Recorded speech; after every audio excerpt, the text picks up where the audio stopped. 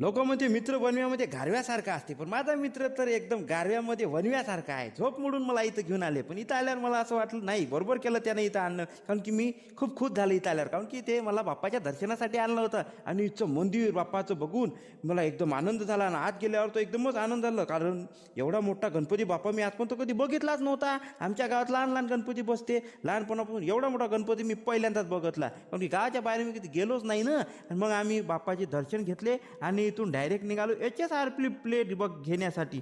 तर भाऊचं दुकान एकदम बंद होतं. हे कुठं गेला का माहीत. तर आम्ही नाराज होऊन निघालो डायरेक्ट घराकडे. मग काय भाऊनं एकदम किक मारली जोऱ्यात, कान फिरकवला आणि हे धडधड 100च्या स्पीडनं गाडी घेऊन गेला. असं मी मजाक करत आहो, भाऊ कधी 100च्या स्पीडनं गाडी चालत नाही, 20च्या स्पीडनं, कारण की भाऊ लय स्लो आहे. म्हणून एकदम आम्ही अल्लाजी चाललो आणि भाऊ आता घराकडे पोचले. पा एकदम पोझिशन नव्हतं, पा अरे बापरे.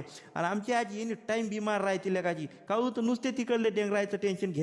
आणि हे तिचं पोरगं होय बरं, ते बी तसं टेन्शन घेते. आता कोण सांगायला टेन्शन घेऊ नका, जिंदगी कायले बरबाद करता. आणि इथं छकुली दिदी आमची प्रवीण भाऊली जेव घाला लागली, मस्त वाढा लागली. हे पाहिले काचं पाय लंबे करून सटाळ जेवा लागला. गेले कोण सांगा, मांडी घालून जेव बाबा, जरासा सुधारणं. पण नाही, पण हे मॅडम पा आमच्या सोनू दिदी फुगे फुगवायला लागली. आणि हे इचक बाबल भाऊ फुगे फोडायला लागला. पण आमची आईन बाबा मस्त बंगेवर बसून थंड हवेचा आस्वाद घेत एकदम वातावरण कूल असलेल्या जागी मस्त एकदम बंगेवर झोके घ्यायला लागले. आणि आपला व्हिडिओ सुद्धा आपण इथंच एंड करूया. भेटूया नेक्स्ट. Bye bye.